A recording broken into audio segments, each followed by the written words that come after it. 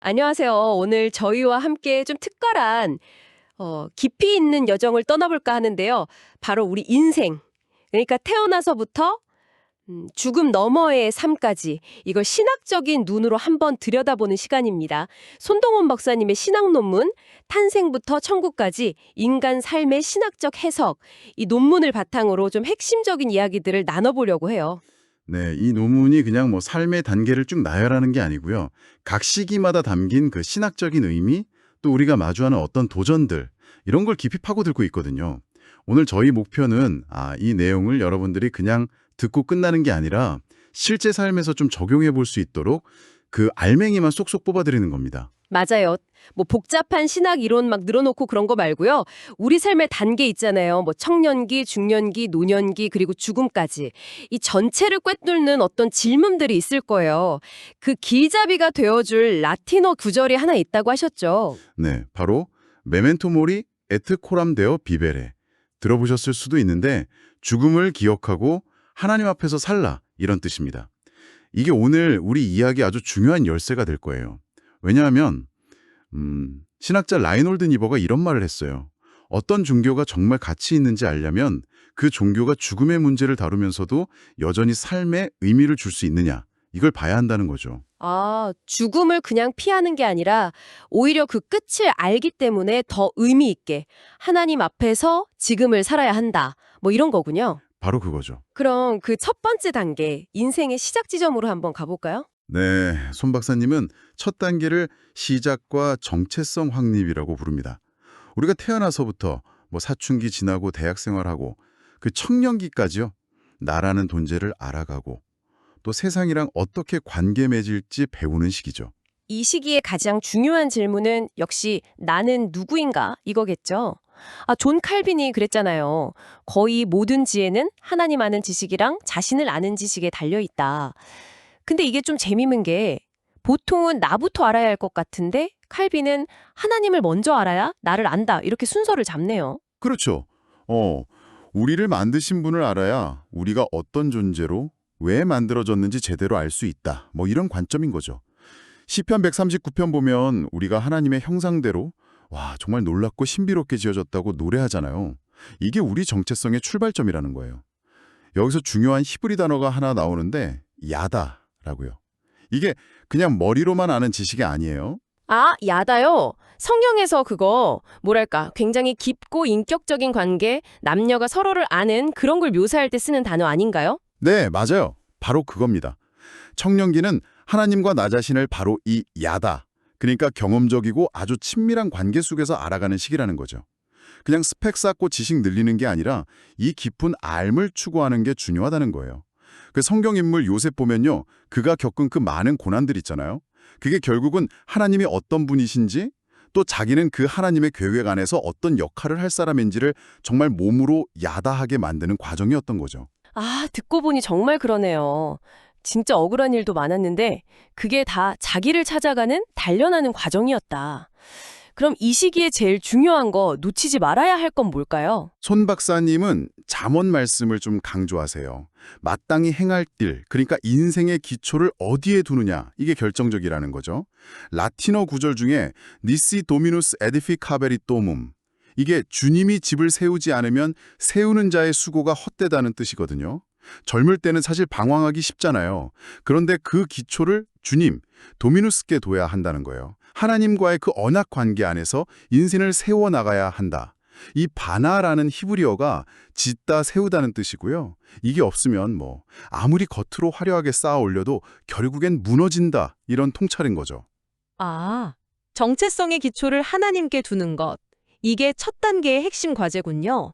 자, 그럼 이렇게 이제 나를 좀 세웠다면 세상 속으로 나가야겠죠? 관계도 맺고 책임도 지고 두 번째 단계로 넘어가 볼까요? 네, 두 번째 도구마는 언약적 동행과 세상 속 책임입니다. 결혼이라든지 뭐 사회생활처럼 함께 살아가는 법을 배우는 시기라고 할 수 있죠. 이때 그 디트리히 보네퍼의 말이 참 날카로운 것 같아요. 공동체에 대한 내 환상을 사랑하면 공동체를 깨뜨리지만 지금 내 곁에 있는 사람들을 사랑하면 공동체를 세운다. 그러니까 막 이상적인 공동체만 좇지 말고 지금 내 옆에 있는 이 사람들과의 관계에 집중해라. 이런 거잖아요. 정확합니다. 특히 결혼에 대해서 성경은 남자가 부모를 떠나서 아내와 합하여 한 몸, 히브리어로 에하드를 이룬다고 말하거든요. 이 에하드는 그냥 1 더하기 1은 2 이런 산술적인 합이 아니라 본질적으로 하나가 되는 아주 신비로운 연합을 의미해요. 이건 그냥 계약 관계가 아니라 하나님 앞에서 맺는 거룩한 언약이라는 거죠. 하나됨을 이루는 언약이라 결혼을 이렇게 보니까 무게감이 확 다르네요. 그럼 직장 생활 같은 거 사회적인 책임은 어떻게 봐야 할까요? 사회생활, 특히 우리의 일은요, 헬라어 에르곤이라는 개념으로 좀 이해해 볼 수 있어요. 이게 단순히 돈 버는 행위를 넘어서서요, 하나님이 창조하신 이 세계를 잘 돌보고 다스리라는 그 문화명령 있잖아요. 창세기 1장에. 그걸 수행하는 사역의 영역이라는 거예요. 이게 바로 우리가 흔히 말하는 직업 소명의식하고 연결되는 거죠. 내 일이 그냥 내 일이 아니라 하나님의 큰 에르곤의 일부다, 이렇게 생각하면 일의 의미가 완전히 달라지지 않을까요? 와, 내 일이 하나님의 일의 일부라니 진짜 관점이 확 바뀌는데요.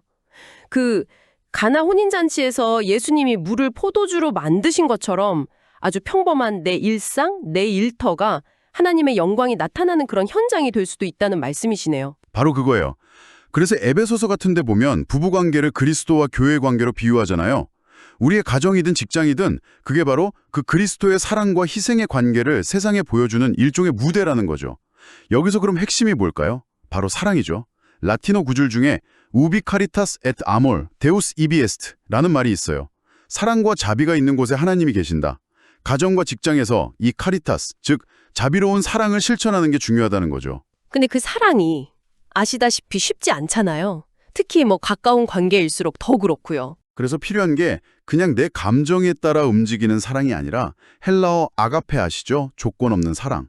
여기에 기반한 언약적 의지, covenantal will이라는 거예요. 좋든 싫든 감정이 어떻든 간에 약속의 기초에서 사랑하기로 선택하고 행동하는 거죠. 이게 이 두 번째 단계를 살아가는 핵심 동력이다. 이렇게 손 박사님은 강조하고 계세요. 언약적 의지로서의 사랑이라. 관계에 대해서 정말 중요한 통찰인 것 같습니다. 자, 이제 인생의 중반부로 접어드네요. 세 번째 단계, 중년기의 헌신과 시험. 뭔가 좀 안정되면서도 동시에 위기가 찾아올 것 같은 그런 느낌인데요. 네, 맞아요. 사회적으로는 어느 정도 성취도 이루고 자녀도 키우면서 안정기에 접어드는 시기인데 바로 그때 영적인 나태함이나 어떤 예상치 못한 시험이 찾아오기 쉽다는 거죠. C.S. 루이스가 이런 말을 했어요. 문제는 하나님을 알 수 없다는 게 아니라 알려고 하지 않는 것이다. 이게 심지어 하나님과 전쟁 상태에 있는 거라고까지 표현했거든요. 뜨끔한데요. 안정적인 삶에 그냥 안주해서 영적인 긴장을 늦추기 쉬운 때다. 이런 말씀이시군요. 요즘 중년기를 보내고 계신 분들이라면 혹시 나도 그렇지 않은가 한번 돌아보시면 좋겠네요. 신학적으로 보면 이때 중요한 게 바로 경건이에요. 헬라어로는 유세베이아라고 하는데요.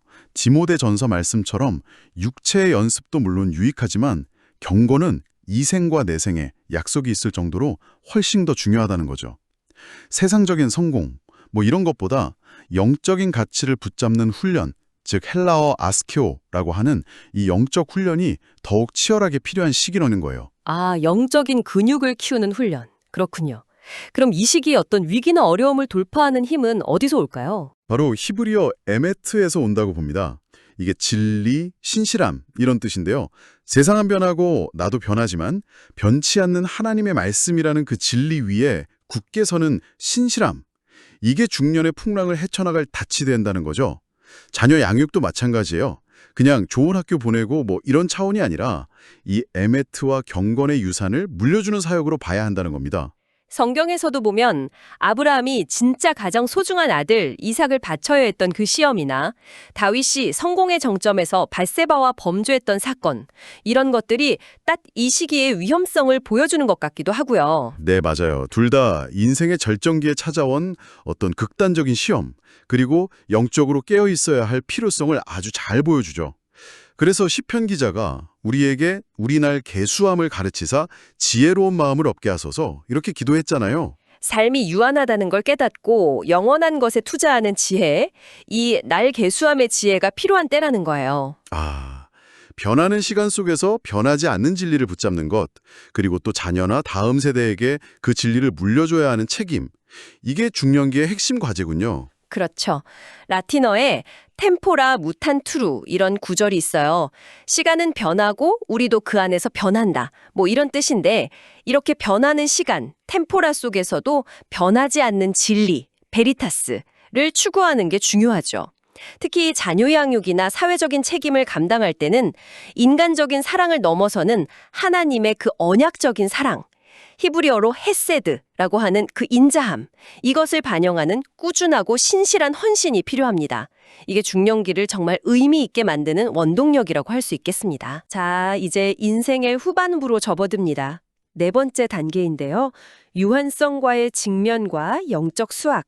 노년기에 접어들면서 질병이나 가난, 고독 같은 인간적인 한계들을 마주하는 시기네요. 네, 이때 칼바르트라는 신학자의 통찰이 참 인상 깊어요. 기독교인의 삶은 믿음을 그냥 딱 소유하고 있는 게 아니라 믿음 안에 존재하면서 약속된 미래를 향해 끊임없이 나아가는 움직임, 무브먼트다 이렇게 봤거든요. 그러니까 몸은 약해져도 영혼은 멈추지 않는다는 거죠. 몸은 낡아지는데 믿음은 움직임이라 뭔가 좀 역설적인데요? 아니, 나이가 들면서 여러 가지 한계에 부딪힐 때가 많은데 어떻게 믿음이 그렇게 역동적으로 나타날 수 있을까요? 고린도후서 말씀이 딱 답을 주는 것 같아요. 우리의 겉사람은 낡아지나 우리의 속사람은 날로 새로워지도다. 육체의 쇠퇴 속에서도 영적으로는 계속 성장하고 새로워질 수 있다는 약속이죠. 여기서 중요한 헬라어 단어가 파라칼레오인데요. 이게 위로하다, 격려하다 이런 뜻이에요. 아, 성령님을 보혜사, 그러니까 위로자, 파라클레토스라고 부르는 것과 좀 관련이 있겠네요. 네, 맞습니다. 노년기는 삶의 여러 어려움 속에서 성령님의 깊은 위로, 그 파라칼레오를 경험하고 또 동시에 그 경험을 바탕으로 다른 이들을 위로하고 격려하는 사역자가 되는 시기라는 거예요. 여러 가지 결핍이 있을 수 있잖아요. 그 속에서도 하나님과의 관계를 통해 내면의 평화, 히브리적 의미의 완전함이죠. 샬롬. 이 샬롬을 누리고 또 나누는 거죠. 아, 그 사도 바울이 감옥에서도 편지를 써서 교회를 위로하고 격려했잖아요. 또 시므온이나 안나 같은 분들은 평생 성전에서 기도하다가 아기 예수를 만나는 그런 영광을 누렸고요. 노년의 약함 속에서도 정말 놀라운 영적 열매를 맺을 수 있다는 거군요. 정확해요. 손 박사님은 이사야 말씀을 인용하면서 노년의 힘은 어떤 인간적인 능력에서 오는 게 아니라 여호와를 앙망하는 것에서 온다고 강조하세요. 히브리어로 카바라고 하는데요. 이 카바는 그냥 수동적으로 기다리는 게 아니라 하나님의 때를 송황하면서 아주 적극적으로 기다리는 능동적인 믿음을 말해요. 여기서 새로운 영적인 힘, 히브리어로 코아흐가 나온다는 거죠. 결국 노년의 신앙은 화려한 말이 아니라 삶으로 쭉 살아낸 그 행동, 액타, 그걸로 증명되는 거군요. 라틴어 구절 악타논 베르바처럼요. 네, 그렇습니다. 오랜 세월 동안 하나님과 동행하면서 쌓아온 그 삶의 열매들, 그 자체가 가장 강력한 메시지가 되는 시기라고 할 수 있죠. 드디어 마지막 단계에 이르렀습니다. 다섯 번째 도그마, 영원한 변혁과 영화로운 새 생명, 죽음, 그리고 그 이후의 천국 생활에 대한 이야기네요. 우리 기독교 신앙의 궁극적인 소망이기도 하고요. 네, 여기서 오스카 쿨만이라는 신학자가 아주 중요한 지적을 해요.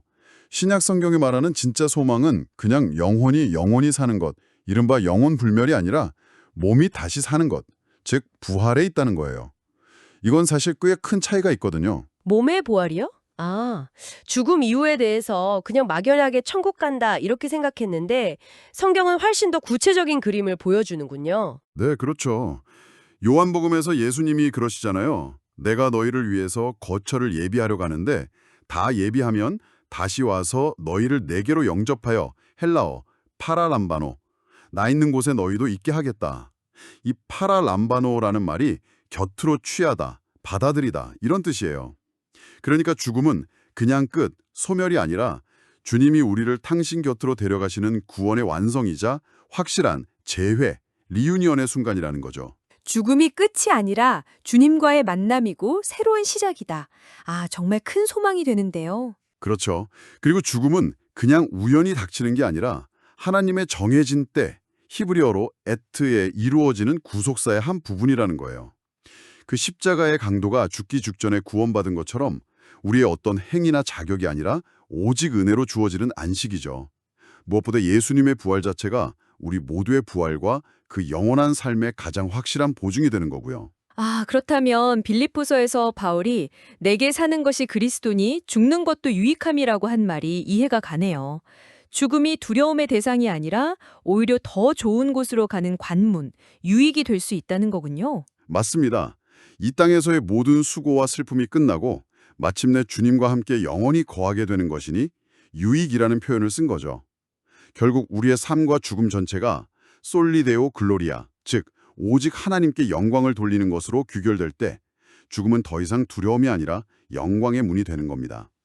이것이 기독교 희망의 핵심인 부활, 헬라어로 아나스타시스 신앙이죠. 와, 정말 탄생부터 천국까지 인생 전체를 하나님의 큰 그림 안에서 이렇게 조망해 보니까요. 각 단계가 그냥 따로 노는 거 아니라 다 의미 있게 연결되는 것 같아요. 처음에 정체성을 찾고 청년기, 그 다음엔 관계와 책임을 배우고 장년기, 또 시험을 통해 더 깊어지고 중년기, 한계 속에서 지혜를 수확하고 노년기, 그리고 마침내 부활의 소망으로 완성되는 그런 여정이네요. 맞아요. 구약의 이스라엘 백성들이 그 광야길, 히브리어로 데레크라고 하죠. 그 길을 통과하면서 훈련받았던 것처럼 우리 인생도 그런 영적인 순례의 과정이라고 볼 수 있죠. 또 신약의 관점에서 보면 우리의 모든 경험, 심지어 고난까지도 합력해서 헬라어로 슈네르게오라고 하는데 합력해서 선을 이루시는 그 하나님의 손길을 신뢰하는 거고요. 로마서 8장 28절. 조직신학적으로는 성도의 견인이라는 교리가 있잖아요. 우리 믿음의 시작이자 완성자, 헬라어로 텔레이오테스이신 예수님께서 우리를 끝까지 붙드시고 인도하신다는 그 확신. 이게 이 모든 여정을 든든하게 지탱해 주는 거죠. 그럼 이 모든 통찰들, 이걸 우리 삶에 좀 구체적으로 어떻게 적용해 볼 수 있을까요? 오늘 나눈 내용을 한 3가지 정도 실천 원칙으로 정리해 볼 수 있을 것 같아요. 첫째는 다른 무엇보다 하나님과의 그 언약적 관계를 최우선으로 삼는 것. 둘째는 영적인 안주를 좀 경계하면서 경건의 훈련을 계속 이어가는 것. 그리고 셋째는 죽음 앞에서도 흔들리지 않고 부활의 소망을 굳게 붙드는 것. 어떤가요? 아주 좋은 정리네요. 마무리하면서 A.W. 토저 목사님의 말을 하나 나누고 싶어요. 하나님께서 한 인간을 깊이 상하게 하기 전에는 그를 크게 축복하실 수 있는지 의심스럽다.